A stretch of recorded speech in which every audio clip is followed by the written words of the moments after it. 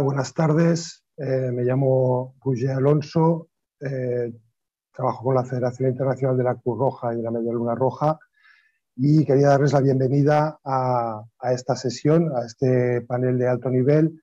En primer lugar, lo que quería era agradecer el apoyo y el esfuerzo por parte de UNDRR, de SITIMA y del Gobierno de Jamaica por el hospedaje de este evento.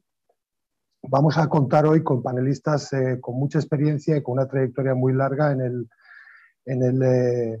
el trabajo humanitario, en el trabajo de la cooperación al desarrollo. Contamos con la presencia de doña Lola Castro, del Programa Mundial de Alimentos, de doña Lisa Hernández, de Global Network of Civil Society Organizations for Disaster Reduction, y con doña Marcy Roth, de World Institute on Disability. El objetivo de la sesión es discutir sobre la importancia de mecanismos de protección social inclusivos para fortalecer la resiliencia comunitaria, la gestión del riesgo de desastres y la gobernanza, particularmente en contextos complejos, donde las comunidades se ven afectadas por el efecto compuesto de múltiples eventos que suceden a la vez.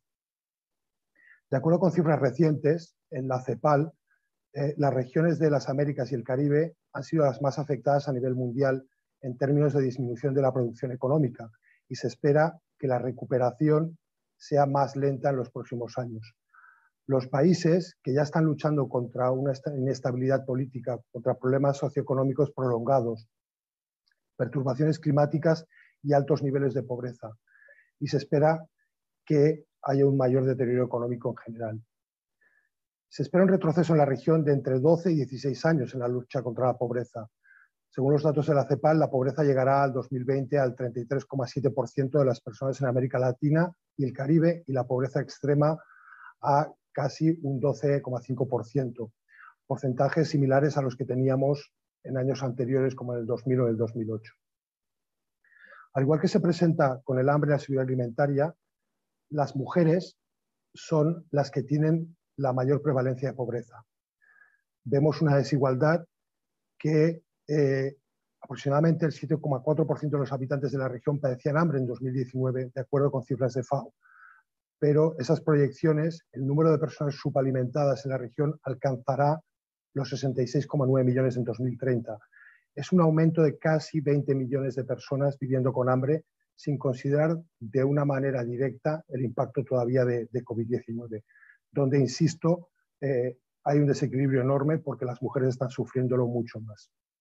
En la región, el impacto de las crisis socioeconómicas generadas por el COVID está ralentizando de una manera enorme las ganancias alcanzadas que se habían conseguido en décadas pasadas para esas futuras generaciones. Hay un empeoramiento del bienestar social y económico de formas que aún no terminamos de comprender a través de los diferentes sectores, cubriendo el deterioro en salud, en seguridad alimentaria, en educación y en pérdida de empleo, finanzas, turismo, por mencionar algunos de los más relevantes.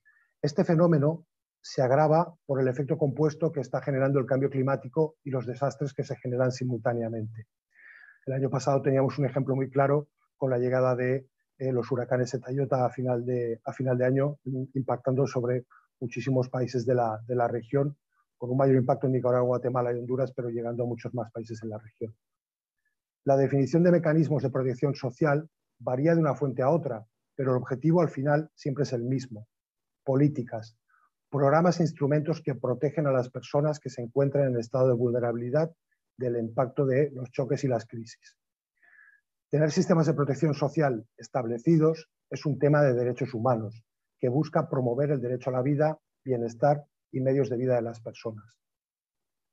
Como organismos humanitarios, quienes muchas veces actuamos cuando hay una brecha o una ausencia de sistemas de protección, abogamos porque se establezcan mecanismos de protección social inclusivos que permitan la reducción de la pobreza y el bienestar de las personas.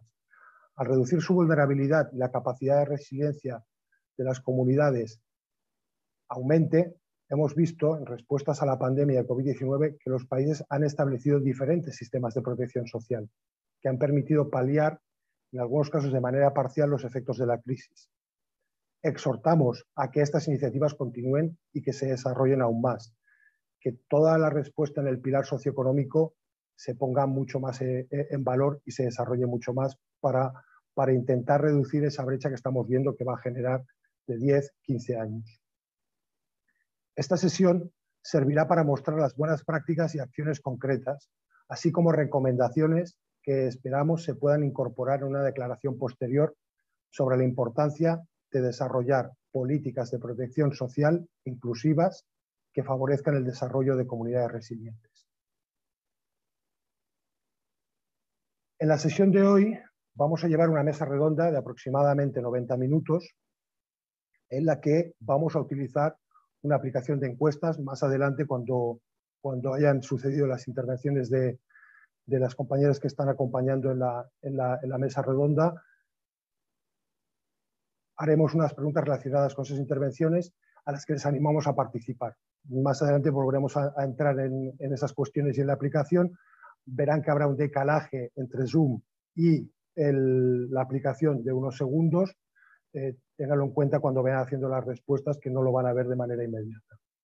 Al final de la sesión, los panelistas presentarán 2 recomendaciones, cada una dirigidas a promover mayores sinergias entre las políticas de protección social y la reducción del riesgo de desastres en un contexto transformador post-COVID-19, para lo cual los participantes del RP21 podrán votar qué recomendaciones consideran más relevante en esa aplicación. Las recomendaciones finales se presentarán y se tomarán en consideración en otras sesiones formando parte de la documentación de resultados del evento. Sin más preámbulo, paso a introducir a la primera ponente, doña María Dolores Castro Benítez, Lola Castro. Lola es la directora regional para América Latina y el Caribe del Programa Mundial de Alimentos. Lola Castro ha desarrollado su carrera profesional trabajando en el campo del desarrollo humanitario internacional. Se incorporó al Programa Mundial de Alimentos de las Naciones Unidas a mediados de los 90 y en ese tiempo ha desempeñado funciones de dirección y coordinación tanto en respuesta a emergencias como en programas a largo plazo. La señora Castro fue representante y directora de país en Pakistán, cargo que ocupó desde 2016, donde supervisó una amplia cartera de trabajo que aborda la seguridad alimentaria y nutricional sostenible. La señora Castro y su equipo trabajaron en estrecha colaboración con el gobierno de Pakistán para promover la adquisición local y el enriquecimiento sostenible de alimentos, así como para fortalecer la preparación y respuesta ante desastres mediante el desarrollo de la capacidad de las autoridades de gestión de desastres de Pakistán a todos los niveles, a nivel federal, provincial y de distrito, junto con la construcción de una red nacional de almacenes logísticos e instalaciones de respuesta humanitaria. Durante su tiempo como representante y directora de país en Mozambique, supervisó la implementación del nuevo marco de asistencia de las Naciones Unidas para el Desarrollo. Presidió el Grupo de Resultados de Desarrollo Económico y el Grupo de Trabajo del Equipo Humanitario de país. Trabajó en estrecha colaboración con el Gobierno de Mozambique en el desarrollo de estrategias de resiliencia, mejorar los sistemas de alerta temprana y los mecanismos de respuesta, y el avance de las redes de protección social y productiva utilizando tecnologías que en aquel momento todavía se consideran innovadoras, como la transferencia de efectivo. Entre 2006 y 2009, la señora Castro trabajó como representante y directora país en Georgia y Armenia, y en esa capacidad fue responsable de las actividades del Programa Mundial de Alimentos en ambos países, centrándose en la rehabilitación de la infraestructura rural para la seguridad alimentaria sostenible, y en Georgia respondiendo a las necesidades de seguridad alimentaria derivadas del conflicto de Osetia del Sur de 2008. Antes de unirse al Programa Mundial de Alimentos, la señora Castro trabajó para ACNUR en Malawi y como asesora comercial y analista de mercado para el Servicio Exterior de España en Camerún y Nigeria. La señora Castro es paisana mía, es de nacionalidad española, de las Islas Canarias, es licenciada en Ciencias Políticas y Relaciones Internacionales por la Universidad Complutense de Madrid y tiene un máster en Desarrollo y Cooperación por la Agencia Española de Cooperación Internacional en Madrid. Bienvenida, doña Lola. Me gustaría plantearle una cuestión. Bajo su punto de vista, ¿cuáles son las prácticas, mecanismos y recomendaciones más destacables de la región para asegurar sinergias entre políticas y programas orientados a la protección social y la gestión de riesgo de desastres con perspectiva de seguridad alimentaria. Muchas gracias, Roger. I'm going to pass into English, if it's okay, so that I can give a little bit more strategic reply. Thank you very much for your presentation. Thank you for having the World Food Program today, represented by me as Regional Director in Latin America and the Caribbean. As you know, as World Food Program, we really our mandate is zero hunger and working with food security and nutrition in over 80 countries. And in Latin America and the Caribbean, we are in 13 countries. And what, just very rapidly, some figures, some of them you have been quoting them already, Roger, but basically to say that really disaster risk are a major factor of hunger, of food insecurity and malnutrition in Latin America and the Caribbean. We basically have seen over the last 2 years a very alarming increase in the figures. And in the 13 countries where WFP works in the region, we have seen how severe food insecurity have multiplied by 4. From 3.5 million people severely food insecure in January 2020 to 12.3 million people in 2021. We are also seeing in the latest SOFI report that it will be issued very soon, how in 2020 we have 92.8 million people in conditions of food insecurity in our whole region, which is really very, very worrisome if we know that in 2019 we had only 27.5 million people in food insecurity. So really we have seen how the COVID-19 and the multiple shocks have accelerated a number of problems. And among them, one of the problems is the double burden of malnutrition. We know that the malnutrition and obesity are a huge problem. And in Central America, we have 50% of the adult women affected. And in South America, we have 60% of the adult women affected. And the most worrisome part here is that the countries, each one of the countries that we have analyzed loses between 2 to 16% of their annual GDP to that double burden of malnutrition. To make things in the sense of food insecurity and malnutrition more complicated, we are seeing in our region, we have the highest the highest in the world, we have the healthy diet in Latin America and Caribbean has the highest cost in the world. Let me just correct myself. It is $4 per person per day. And this means that in fact, 104 million people a day in the region can go home and cannot eat a healthy diet. So this is to put a little bit the situation on food insecurity and nutrition. And with that, we also see in our region how you mentioned them, serious shocks and stressors come impacting the people food insecurity. And really, we really need adequate programs and policies to address these disasters and to address and enable a rapid and scale up emergency response. That is what we mostly do with the governments in the region and the other actors. So to reply to your question, we see how in this region, we have had a number and an increased number of social protection platforms that are a huge opportunity to really put the intersectorial approach and to reach zero hunger and malnutrition by 2030. We see some of these platforms that are short-lived. And we saw around 340 of these social protection schemes coming up during the COVID-19, and they reach around 326 million people, according to ECLAC. But we also know that they did not manage to fully contain the impact of poverty, and it's due to several challenges. The challenges of this platform are mostly coverage. They are not comprehensive neither, and they need to be adequate to the different needs and times.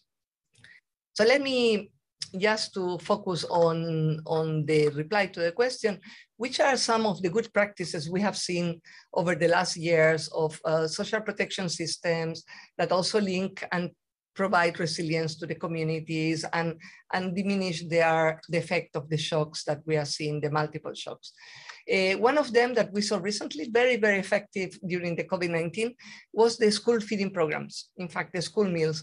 These were one of the first interventions that adapted to the crisis. I mean, when all the children had to go to school and to home, and they could not go to school, etc., 21 countries in the region decided to use these national programs to ensure that the school children had access to a school meal, even during the closure of the schools, what provided a safety net to the family as well.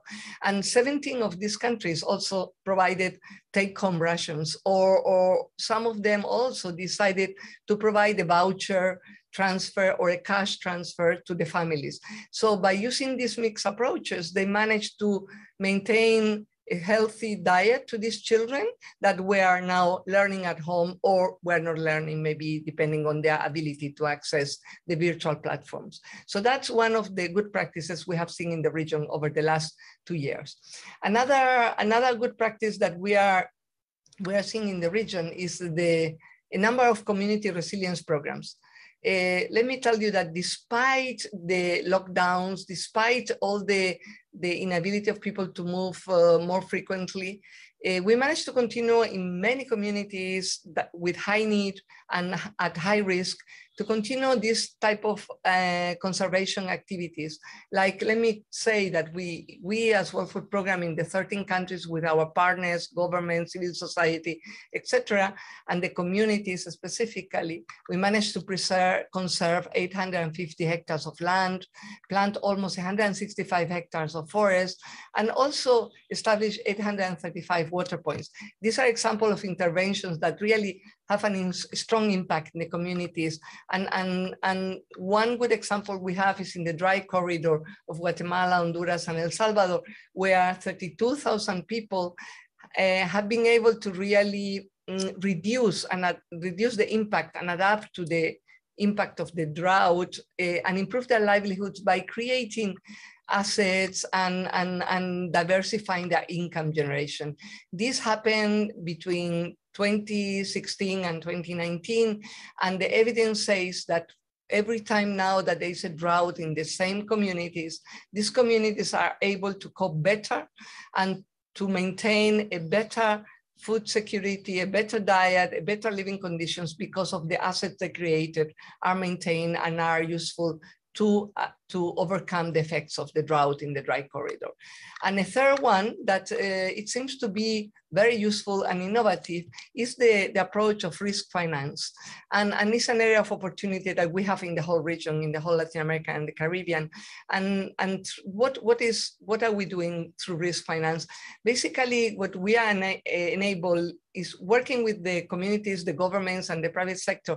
It really enables them to access insurance and other financial services. And like that, they have a greater self-reliance before and after the disasters hit in their areas.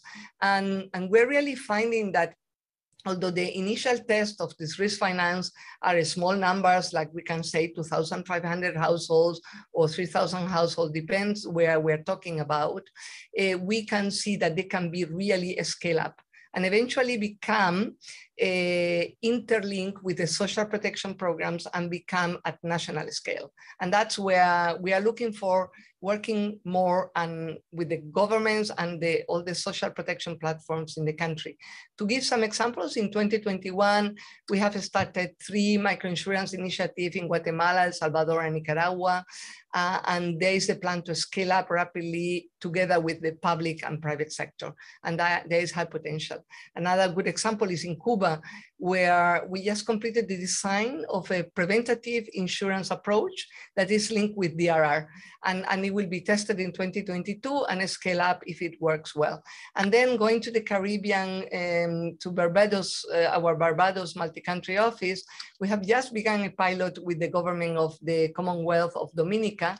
And this is quite innovative because it links the parametric insurance to social protection. And it basically involves topping up the insurance of the Caribbean Catastrophe Risk Insurance Facility, or CCRIF. And those are some examples where we do believe we can do much more, scale up and link social protection and disaster risk reduction. Let me leave it there. Lo dejo ahí. Muchas gracias, doña Lola, y puntos muy interesantes.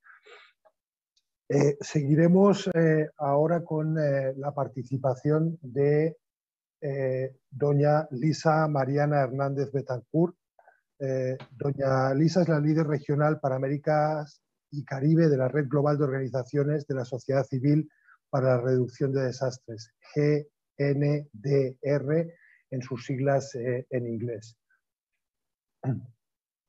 Doña Lisa es guatemalteca, es licenciada en Nutrición Comunitaria por la Universidad de San Carlos de Guatemala y tiene 2 posgrados en Desarrollo de Proyectos e Incidencia Política y Desarrollo Comunitario y una maestría en Género, Sexualidad y Políticas Públicas.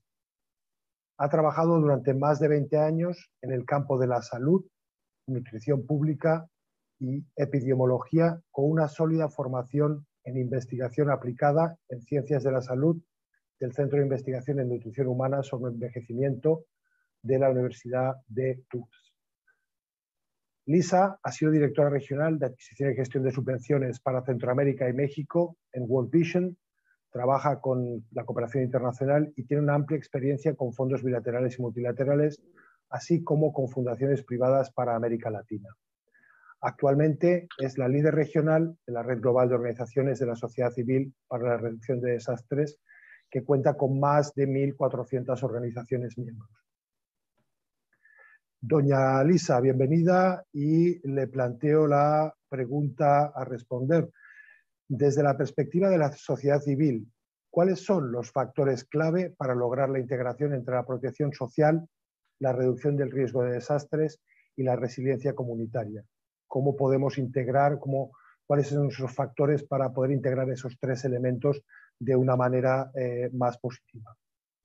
Muchas gracias, Roger, por la oportunidad. Gracias a Naciones Unidas por la oportunidad de poder participar en este panel de alto nivel. Respondiendo a su pregunta puntual, creo que mencionaré algunos factores que desde la perspectiva de sociedad civil dan coherencia a estos 3 temas importantes: protección social, reducción del riesgo a desastres y resiliencia comunitaria. La protección social puede entenderse, ya lo sabemos, como políticas y programas destinados a prevenir y proteger a personas contra pobreza, vulnerabilidad y exclusión social a lo largo de ciertos ciclos de su vida, particularmente para las poblaciones vulnerables. Precisamente hoy por la mañana teníamos la sesión paralela donde presentábamos la postura de las poblaciones discapacitadas, de las poblaciones que representan también a las mujeres, por ejemplo, caribeñas trabajando en la costa con cooperativas de mujeres, y creo que la protección social está intrínsecamente relacionada con la respuesta a emergencias y se enfoca en ayudar y satisfacer las necesidades de las poblaciones afectadas por estos choques. Ahora, cuando hablamos de factores clave realmente para lograr una integración dentro de los 3 temas que ya mencionamos, voy a mencionarles el primero, y el primero es que los mecanismos utilicen información desde lo local. Es aquí donde el concepto de localización que tanto se enmarca en el marco de Sendai hace mucho eco al trabajo humanitario, donde la localización significa liderado desde lo local, desde la perspectiva de sociedad civil. Entonces, la respuesta de los mecanismos de protección social deben ser informados desde la perspectiva de las personas afectadas, desde las comunidades, considerando un enfoque sistémico que lleva más de una variable interrelacionada en el proceso de dar respuesta, que permite incluir diversas variables que influyen tanto en la respuesta a los desastres como a la posterior construcción de resiliencia comunitaria. Eso diría yo que es uno de los primeros factores que puedo mencionarles. El segundo va encaminado al uso de los sistemas de protección social para responder a una emergencia, donde se brinda una oportunidad tanto a gobiernos, actores humanitarios, actores en la gestión del riesgo a poder actuar como una forma de aliados. Así que el segundo factor que yo mencionaría es trabajo conjunto con actores clave. Gobiernos locales, organizaciones basadas en la fe, que sabemos que en región como Centroamérica y Latinoamérica en particular, las organizaciones basadas en fe tienen mucho peso y mucho poder de convocatoria. El sector privado y por supuesto la sociedad civil, sin faltar la inclusión de los representantes de las comunidades más vulnerables, porque al hablar de inclusión estamos hablando de una inclusión que sea intencional, donde se representen todos los sectores y las víctimas también son un sector importante de poder reflejar. El tercer factor que yo mencionaría es que los mecanismos de protección social deben ser estables y continuos durante la crisis y comunicarlo claramente a los beneficiarios. Cuando se proporciona de forma regular y predecible, tiene el potencial de realmente poder aumentar la resiliencia ante las emergencias en los hogares, y en los hogares pobres y en los hogares que tienen un poco más acceso. Entonces, para que se construya una resiliencia comunitaria orientada a la reducción de desastres sostenible, pensamos que los mecanismos de protección social deben ser continuos y estables, donde las reglas sean muy claras, digamos, en los criterios de aplicación y donde los beneficiarios puedan clasificar en base a criterios y no por compadrazgo o por procedimientos proselitistas. Ya sabemos que en nuestra región, particularmente Centroamérica, en Honduras, estamos por entrar en un proceso de elección en noviembre. Entonces, una de las características de los mecanismos de protección social es que pueden tergiversar el sentido de ayuda y verse con fines de proselitismo, y eso es lo que no debemos permitir. Un cuarto factor tiene que ver con la pandemia y la crisis socioeconómica que ya mencionabas tú, Roger, y también la señora Castro.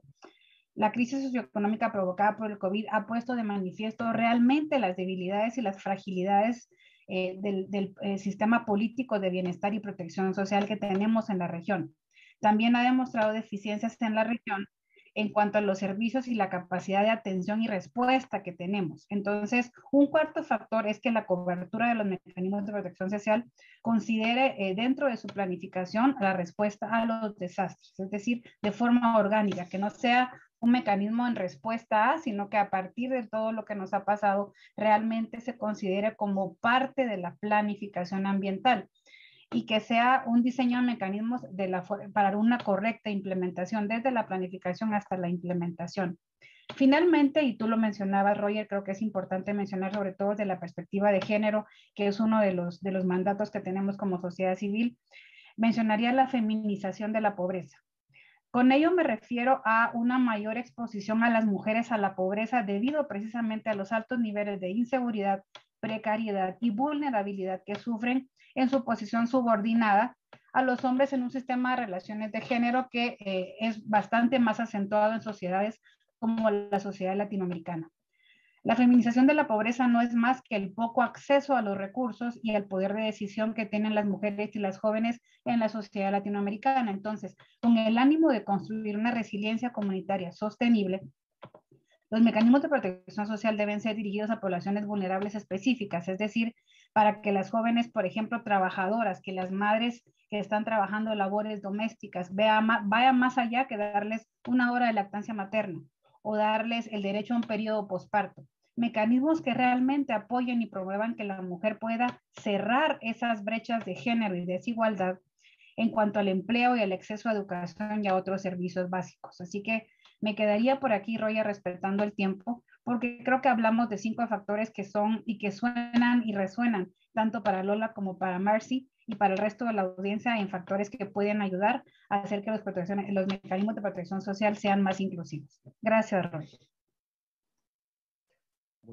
Muchas gracias, doña Lisa. Y sí, efectivamente, el tema de la feminización de la pobreza, recientemente discutía con el equipo de protección y género internamente el tema también de cuál es el rol de los cuidadores en la región, y todavía sigue habiendo un desequilibrio enorme de eso, con una brecha salarial y a la vez con una doble jornada laboral, porque sí, sigue siendo la mujer la que tiene ese rol de cuidador de personas dependientes y de niños en el hogar. Muchas gracias, doña Marcy. Marcy Roth is the Executive Director and CEO of the World Institute on Disability, one of the world's first global disability-led organizations, advancing the rights of 1.3 billion people with disabilities worldwide. Good afternoon. Good afternoon, Marcy.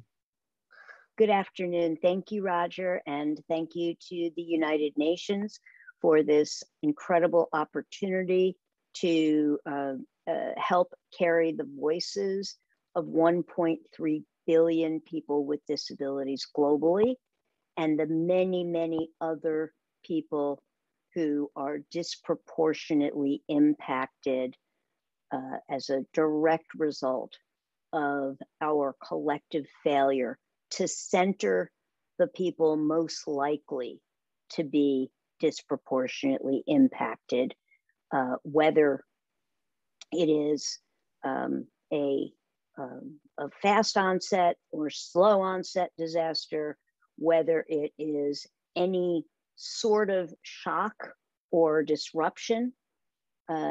The people who the 2030 agenda has said that we are focusing on, the opportunity to eradicate poverty, the opportunity to lift up the people who are referred to as the most vulnerable.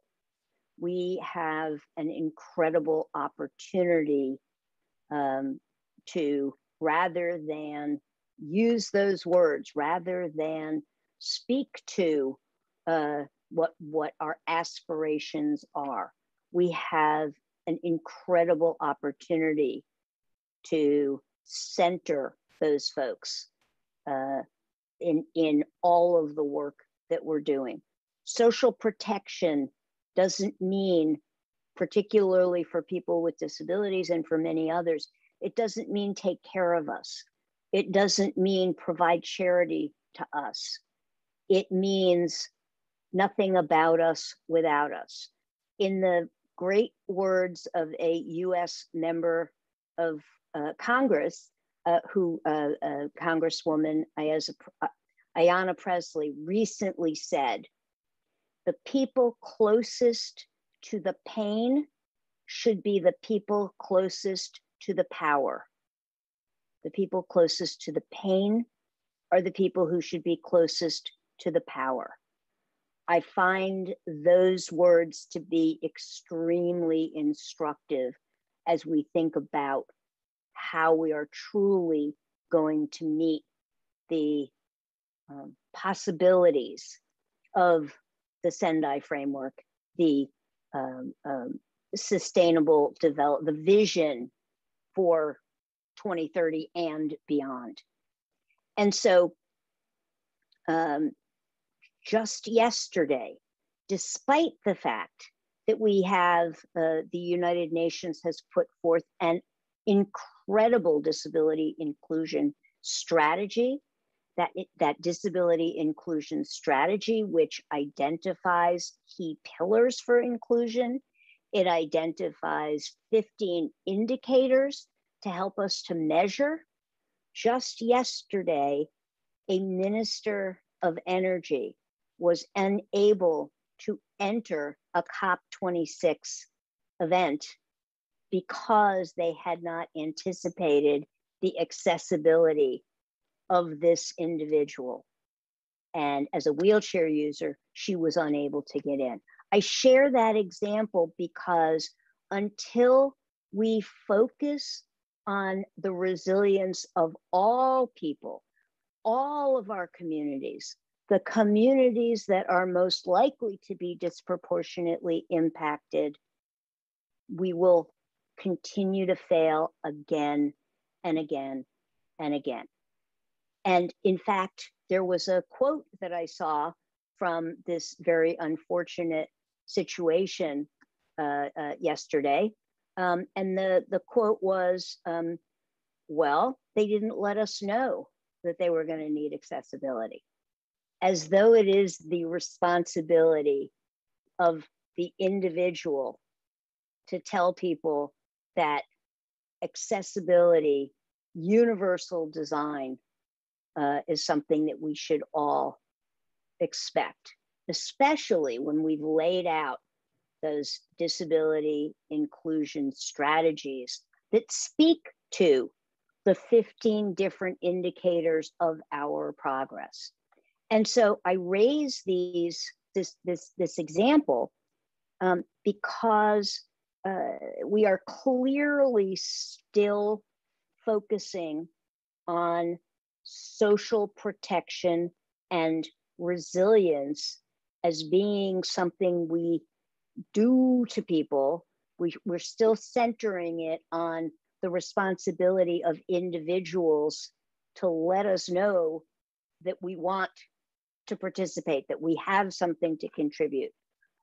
There was a presumption that nobody would need accessibility at this meeting, not because there was anybody specifically trying to exclude, but I reflect again on this particular situation because this is what's happening in our local communities every day.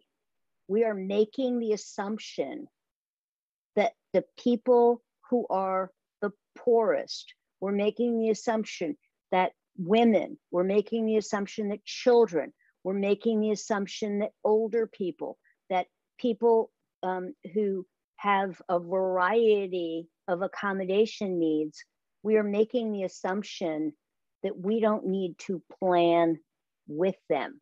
We're making the assumption that we move forward and you know, pretty much hope for the best. And so as I think about how we can move forward, I think about an example of some work that we've been doing.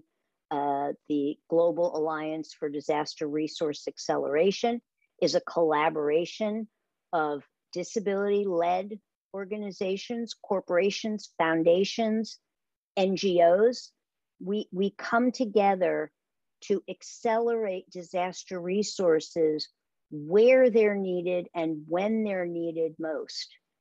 And so an example of this strategy can be seen in Puerto Rico, where we were able to match a disability-led organization, an independent living center led by people with disabilities, and a major corporate pharmaceutical company.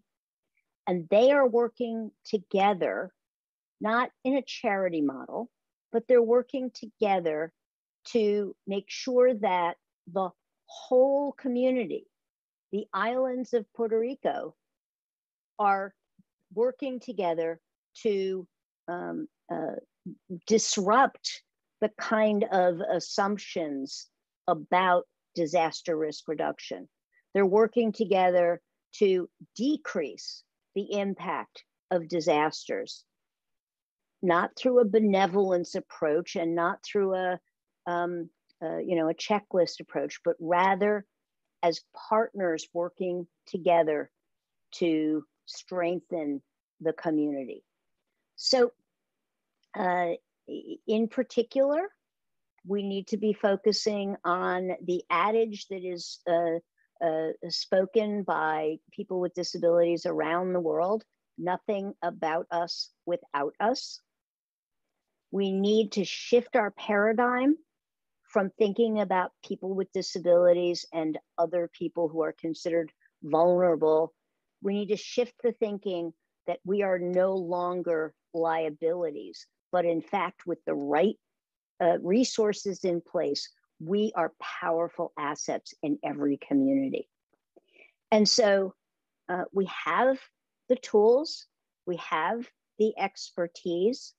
Let's make sure that we move forward from this afterthought that just as recently as yesterday we witnessed, despite best intentions.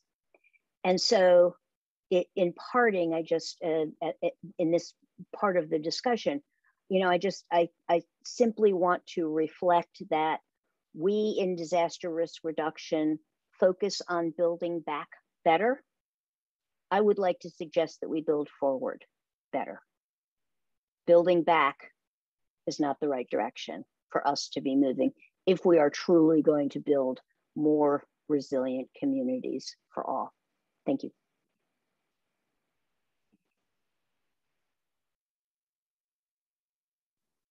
Thanks, Marcy. And yeah, really strong point on the passive exclusion when we are based on assumptions that we do not need to plan with the people who are the center and the focus of what we are going to be doing. really powerful quote, nothing with us without us. Thanks for your intervention. I would like now to give the room for a question on Slido to the audience. I'm pretty sure that we're going to have anytime soon in the chat the link to the application. I'm going to shift into Spanish. Vamos a tener varias preguntas. Vamos a tener cuáles son sus recomendaciones claves sobre los mecanismos de protección social inclusivos para mejorar la resiliencia en la comunidad.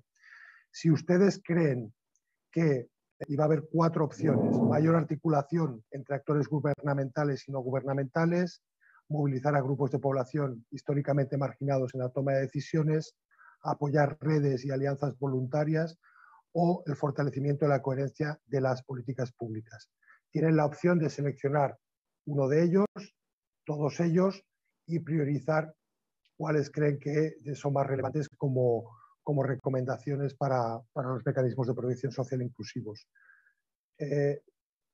No estoy seguro si ya se ha compartido el link en el chat. No lo puedo ver. Sí, está compartido el link.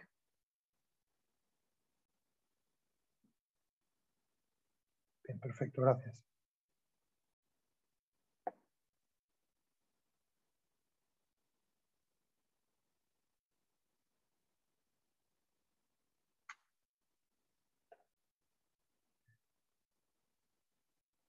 Vamos a esperar unos segundos más que pueda ir votando y pueda ir dando sus opiniones. Por el momento, y me aventuro porque tengo un cierto decalaje entre la imagen que estoy viendo, pero parece que la mayor articulación entre actores gubernamentales y no gubernamentales se está poniendo como una de las recomendaciones clave más relevantes.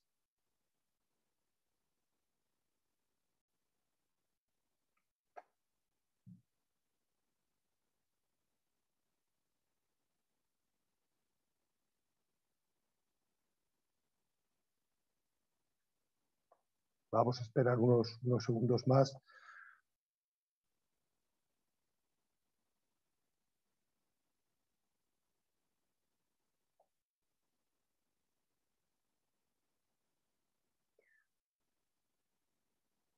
Y efectivamente, sí, han aparecido como los 2 elementos más importantes, los 2 elementos clave más importantes, la mayor articulación entre actores gubernamentales y no gubernamentales.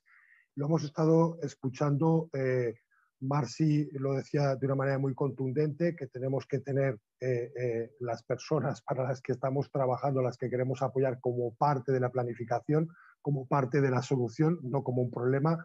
El salir de esa visión de charity de la que veníamos. Lisa lo ha dicho también de una manera muy clara y muy contundente, que tenemos que pensar desde lo local. No podemos, tenemos que buscar mecanismos que prioricen la voz y la participación de las comunidades, porque son los que nos van a dar su opinión de manera directa en cómo quieren ser atendidos o cómo quieren que se llegue con esos mecanismos de protección social. También doña Lola nos estaba diciendo, nos estaba poniendo un ejemplo que a mí me gusta mucho porque he tenido el privilegio además de trabajarlo, que es el tema de las comidas escolares, ¿no? Y claro, cuando queremos salir fuera de la caja y estamos en un contexto de pandemia con los colegios cerrados, eso nos incrementa en la brecha, el sesgo de una manera espectacular. El poder buscar soluciones rápidas que cubran esa brecha y que den el mismo acceso a todos los niños a una comida, que eso, ¿no? Que llegue a eso, que en la región es caro, de 4 horas por día, de llegar a una dieta saludable para esas personas, que elimine brecha, pues es muy importante, ¿no? Entonces, creo que clarísimamente hay ese rol de poder complementar con actores no gubernamentales, pero tiene que haber, y también me ha gustado mucho ese punto de doña Lisa, ¿no? Tenemos que tener unos sistemas de protección estables y continuos, y donde nosotros podremos reforzar a lo mejor y podrá haber una lógica ahí de colaboración entre actores gubernamentales, proveyendo esa continuidad, esa estabilidad, pero también pudiendo ayudar con los picos y poder ayudar desde actores no gubernamentales a construir esa estabilidad y esa continuidad en los sistemas de protección social. También, por supuesto, y creo que un poco a renglón de esa articulación entre actores gubernamentales y no gubernamentales, la movilización de grupos de población históricamente marginados en la toma de decisiones. Y bueno, insisto, no podía ser más contundente ni más claro el punto de vista y las palabras de doña Marcia ahí. Tenemos que... I like it a lot, Marcy. Me gustó mucho ese building forward better. Tenemos que empezar a pensar en otra línea de diálogo, porque si no vamos a repetir errores históricos. Si no podemos buscar maneras que faciliten esa participación de todo el mundo, pues la planificación pasiva de la que hablábamos, nadie me informó de que no había acceso, no nos va a servir en un futuro. Con esto cerraría un poco las preguntas de la encuesta, y me gustaría retomar una serie de preguntas de cierre con ustedes.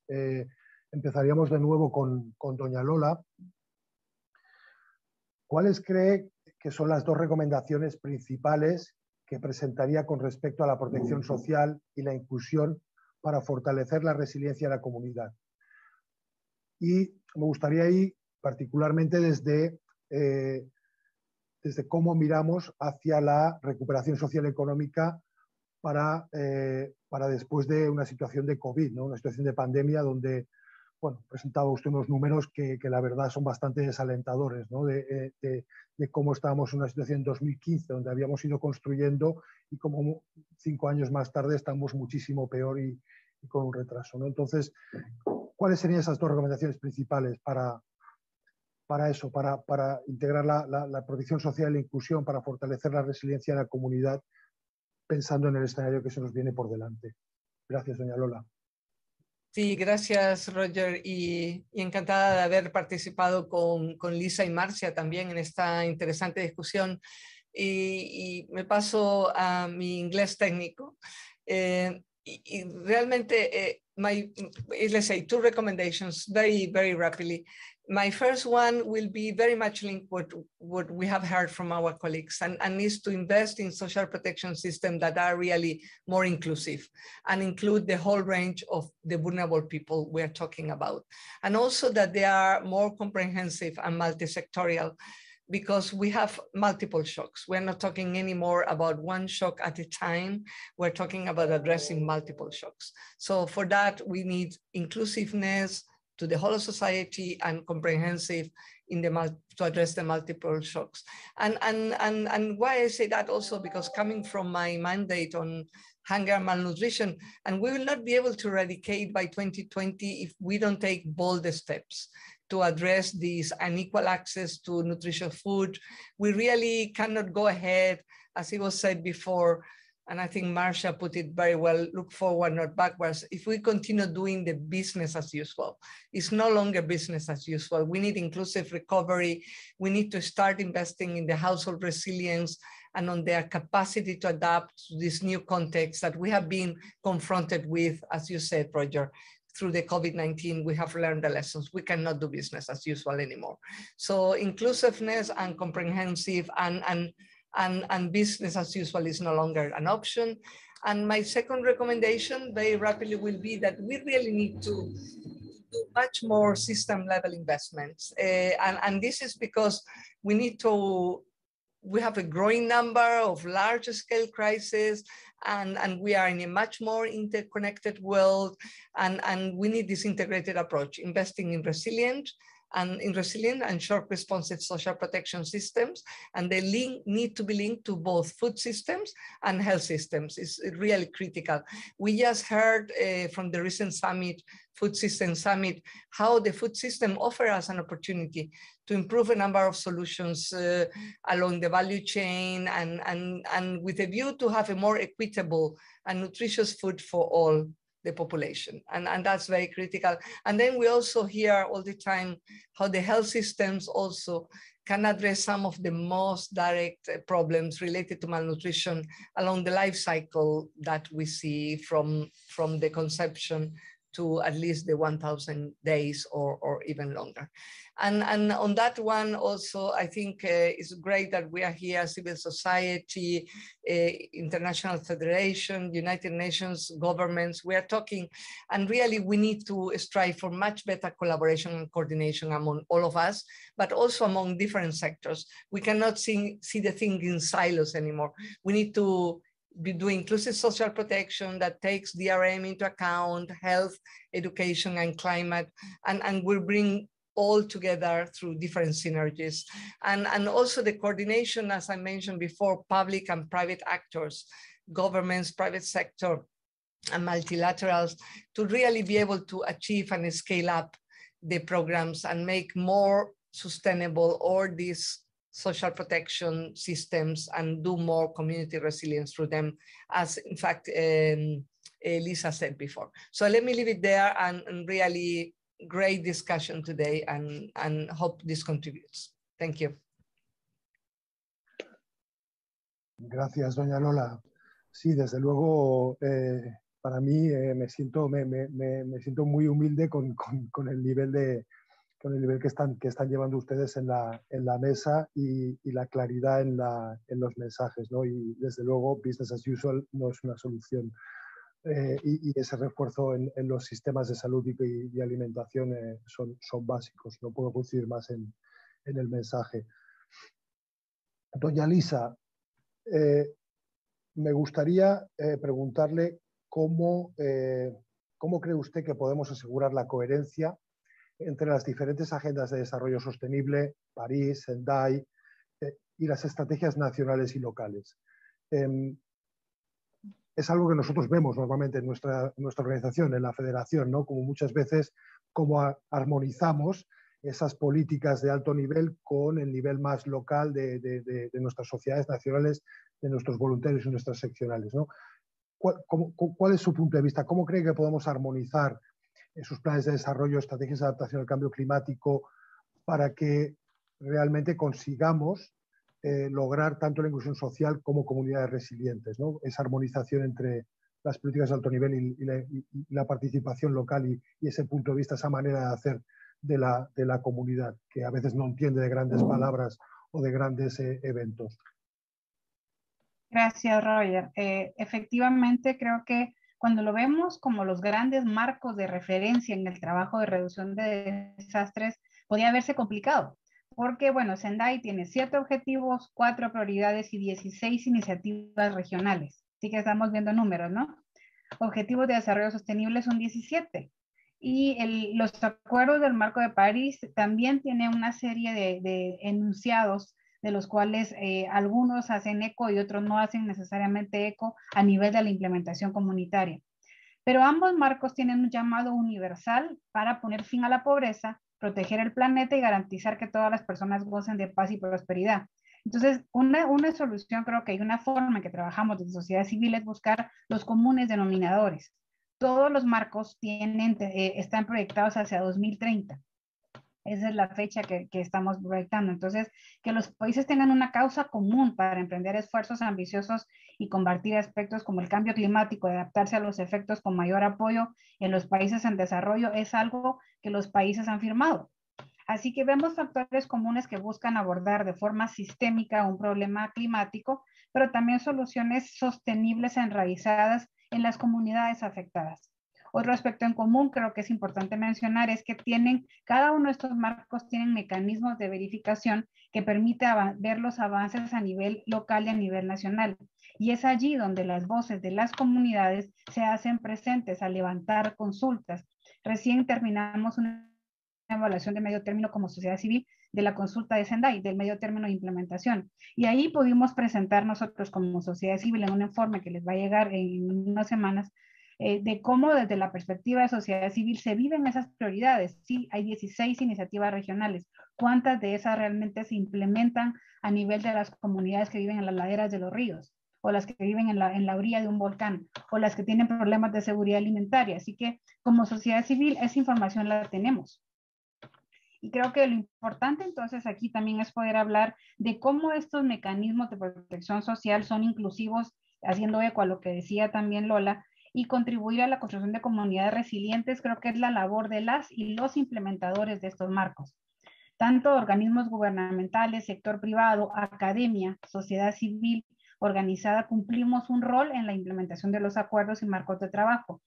Pero básicamente lo que buscamos es fortalecer esos lazos de colaboración, abogar por financiamientos justos y equitativos que busquen cerrar brechas y abrir caminos de cooperación, trabajando donde se puede ayudar a las comunidades más vulnerables. Ya lo decía Marcy hace un momento, vulnerables sí, pero eso no significa que no puedan ser contados y deban ser incluidos desde la planificación, con esas personas que están más expuestas al riesgo, donde sean las mismas comunidades que contribuyan a la construcción y reconstrucción de un tejido social de forma sostenible, particularmente post-COVID, ¿verdad? Donde realmente muchos de estos mecanismos sociales fueron puestos a prueba y donde ya nos decía la señora Castro algunos ejemplos exitosos, los cuales nosotros hemos sido testigos en campo, pero también hay otros que no han sabido, digamos, impactar a una mayor cantidad de gente. Así que creo que la coordinación de los actores es muy importante y, de nuevo, tomando en cuenta con perspectiva de género e inclusión de las poblaciones soy llamadas vulnerables, pero realmente poblaciones que son y tienen un poder y una voz y voto. Así que ahí me quedaría, Roger, para poder responder a su pregunta.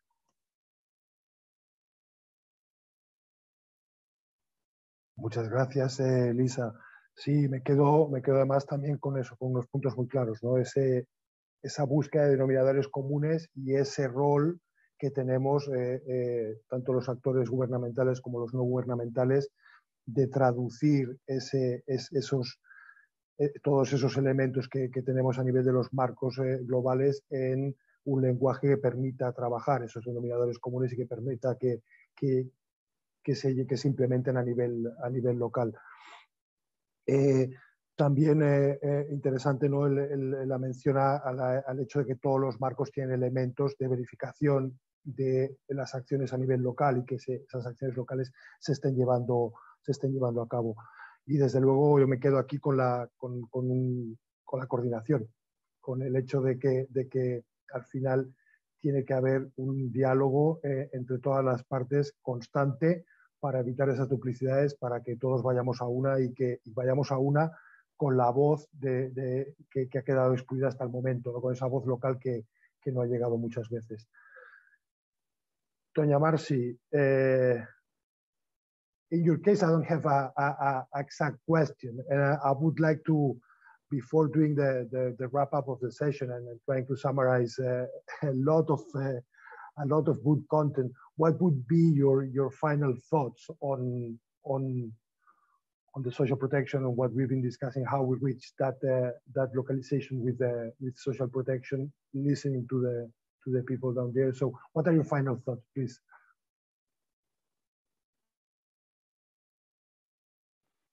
I want to begin by saying how much I appreciate and respect the voices of Lola and Lisa and Roger and so many other people who've made the time to be with us today and to really think about these issues.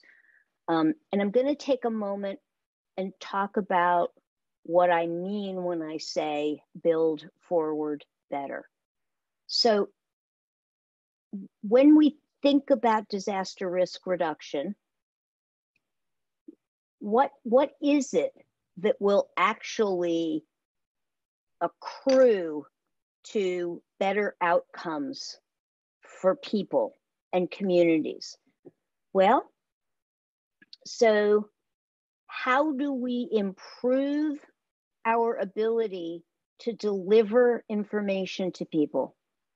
Information has to be accessible and it has to be actionable. It's not enough to provide information. The information has to be usable by the people. So whether it's alerts and warnings, whether it's mitigation, whether it's, you know, the information that they need in order to be able to take personal protective measures, there is no downside to everybody having access to information that they can act on. Our communities will be more resilient when more people are able to take those personal protective measures. When it comes to evacuation, one of the challenges that I think we are really struggling with in this Build Back Better is, for instance, we talk a lot about elevating, right, to protect our spaces against the inundation of water.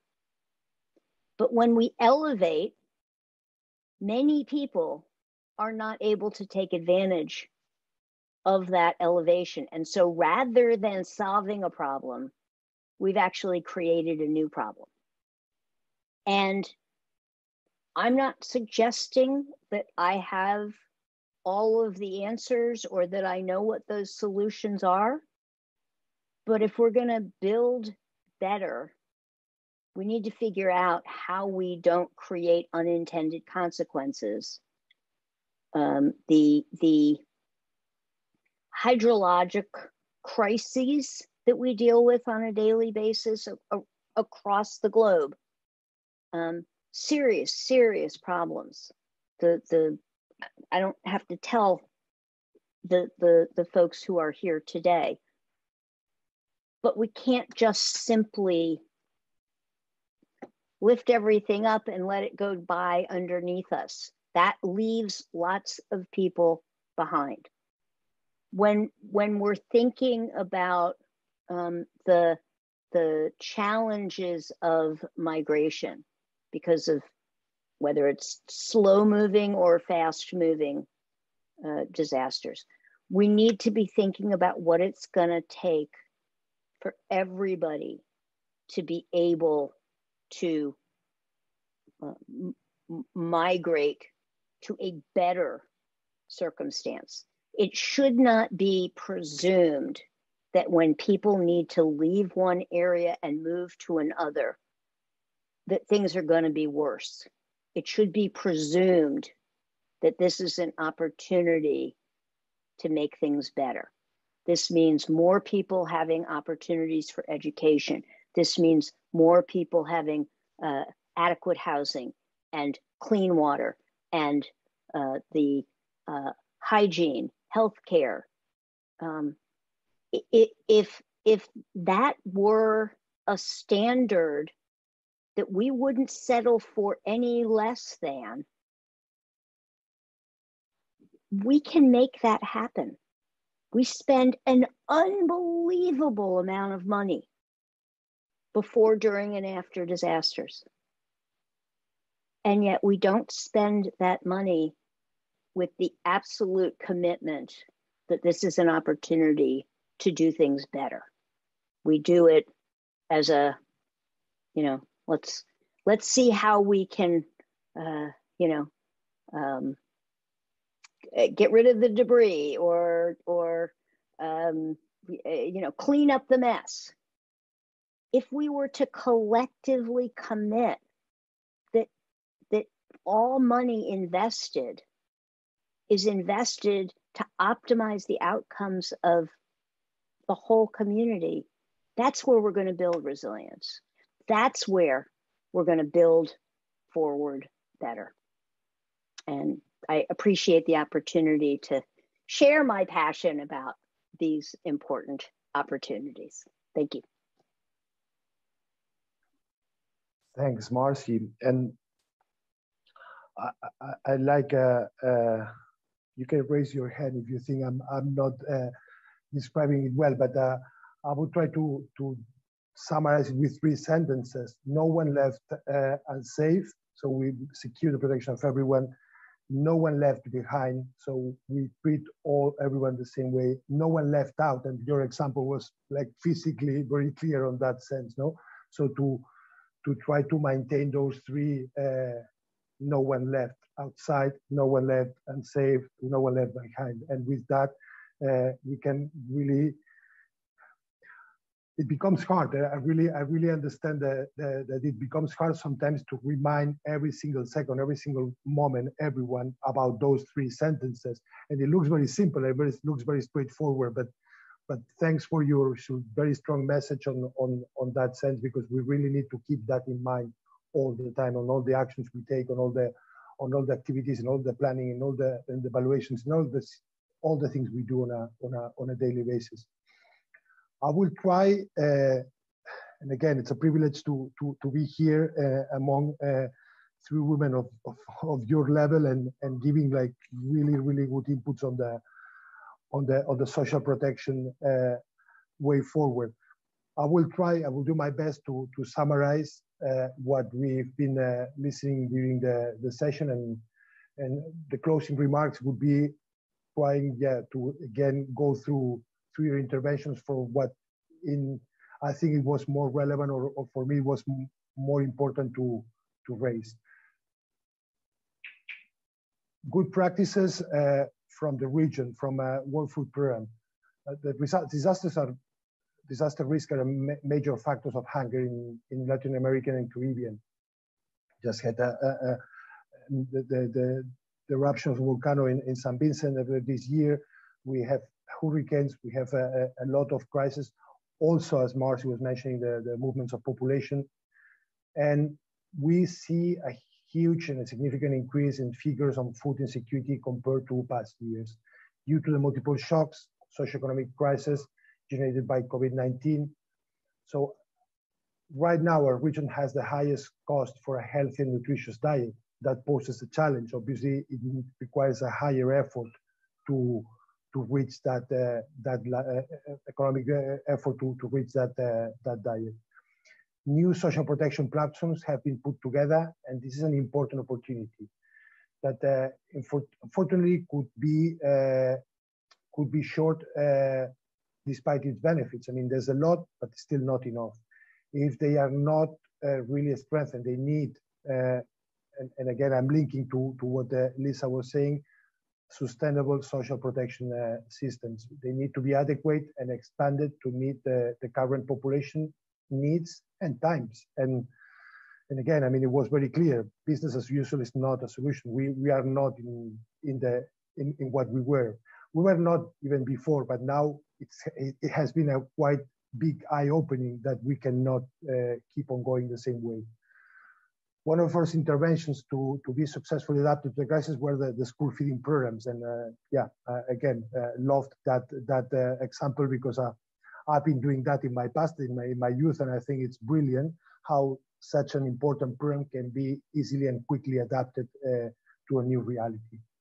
The community resilience programs that were developed despite the lockdowns and able to be preserved through community gardens, for example, that were maintained during the pandemic, adapted and became an option to diversify the livelihood source of the dry corridor.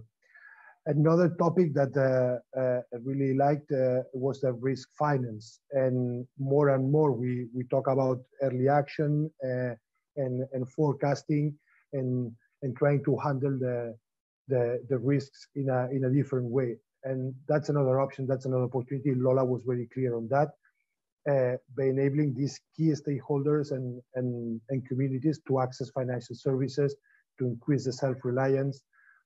There is an opportunity to scale up and test in 2022 in the Caribbean, linking to parametric insurance with social protection programs. Thanks Lola for brilliant examples, and I highlight those 3, but it was a really good session, or really good intervention on very clear actions that how have been adapted and how have been changed to the new reality.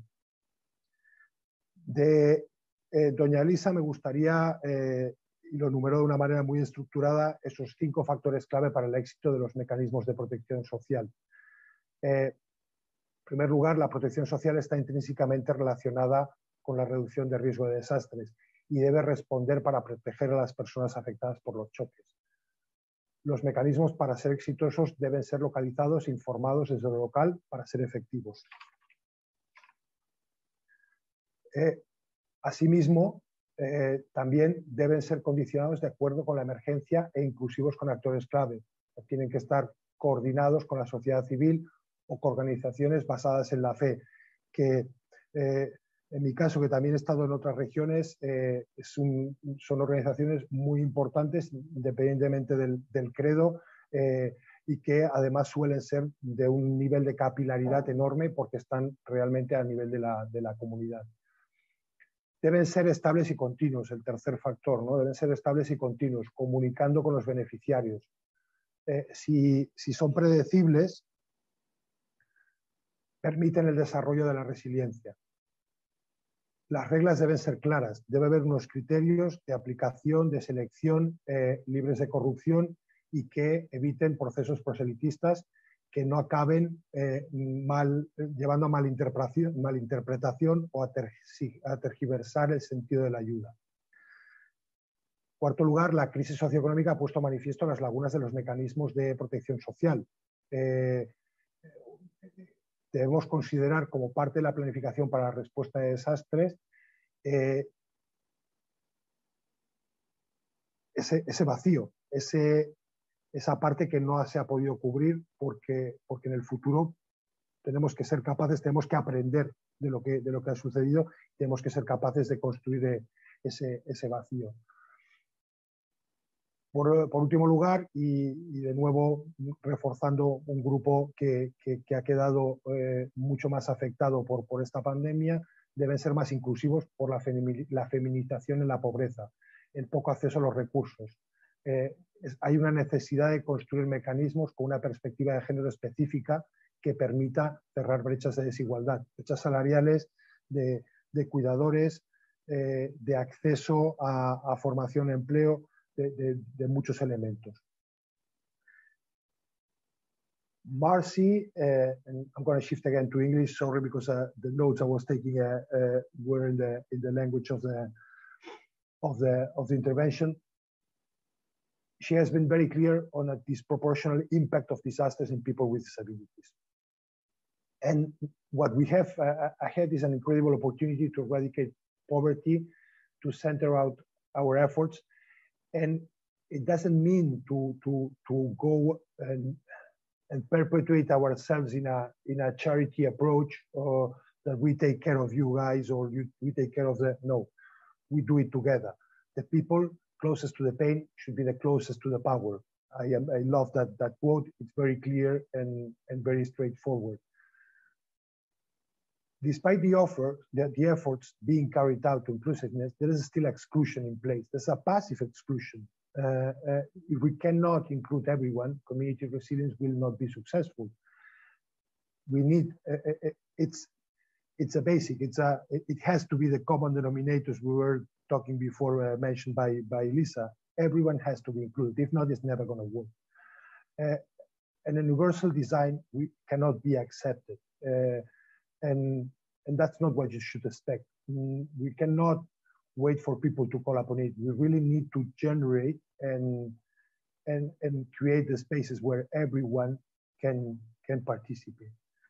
We're still focusing on social protection and resilience, centering it on responsibility of individuals, or wanting us to participate instead of taking action and going to listen actively. The way they want to be listened. So we were talking about the way we listen to them, the way we take the messages, how we talk information, and what are the channels, what are the way we need to ask them questions. It's not probably going to be a question or a Kahoot where everyone, no, we need to really understand how we need to ask them and how we really need to let them speak to share and to reach that community resilience. I like a very clear example of innovative partnerships like the one established in Puerto Rico with a pharmaceutical company to ensure that the entire community are working together to disrupt assumptions of DRR. How they work together to strengthen the communities, in this case with the private sector, shifting the paradigm that disabled people are a liability. We have the tools to shift from an after thought to participant and stakeholders for DRR planning. So we really need to change and that paradigm, and we have the tools on our hands. We just really need to take it seriously. Recommendations from Doña Lola Castro: invest in inclusive social protection systems, more comprehensive to address multiple shocks. Take bolder steps to secure access for all. Business as usual is not longer an option. Do investments at system level. We need a more integrated approach to invest in resilience. We can no longer work in silos. Social protection that brings together climate, health, disaster management to achieve and scale up the programs in place. Doña Lisa, buscar los denominadores comunes de los marcos para operacionalizarlos. Llevar a cabo acciones que permitan lograr metas comunes. Cada uno de los actores tiene un rol en crear mecanismos de cooperación, cerrar la brecha para que todos de manera inclusiva podamos participar de manera coordinada con las comunidades para lograr estas metas establecidas en los marcos globales. From Marcy, information must be accessible and usable to the people. There is no downside to it. Resilience will increase when people are able to take protective measures, when they understand what are the protective measures they need to take on their terms, on their language. If we are to build better, we must ensure that these solutions don't increase or worsen current situation of the people. We must stop assuming that displacement is going to worsen current situations and appreciate it as an opportunity to do things better. No one left behind, no one left unsafe, no one left out. Thanks again to all of you for this lovely afternoon and the exchange of opinions and the good level of your interventions and clear messages to improve the social protection in our region. Thanks, everyone. Gracias, Roger. Thank you. Adiós. Thank you very much for the opportunity. Be safe and well. Muchas gracias por la oportunidad. Thank you. Gracias.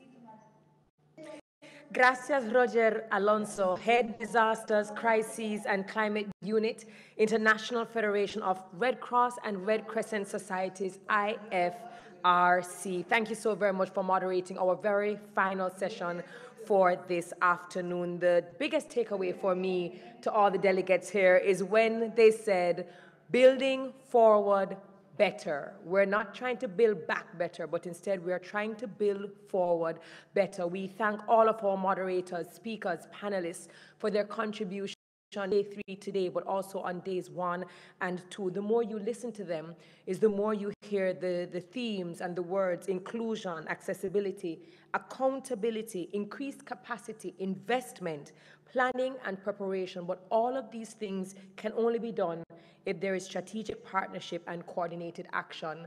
And the more you listen to them is the more you realize that they are aligned with the discussions that are taking place in Glasgow right now. Thank you so very much to the sign language interpreters, the English, Spanish, French translators. We appreciate your service. To the organizers, the Government of Jamaica, the Ministry of Local Government and Rural Development of Jamaica. I see the Minister, the Honorable Desmond McKenzie, in our company. Co-organizers, the Caribbean Disaster Emergency Management Agency, CDEMA, the United Nations Office for Disaster Risk Reduction, UNDRR. Thank you so very much. Continue the conversation using the hashtag. And finally, we know that in our panel discussions, and that's fantastic, but there are additional resources. So you can go to the webpage, RP21 webpage, or hop in, where you can get access to on-demand video, virtual tours, innovations, virtual booths, and more. From all of us here in Jamaica to all of you out there, we say thank you for joining us. Buenas tardes, buenas noches, bon nuit, take care, good night.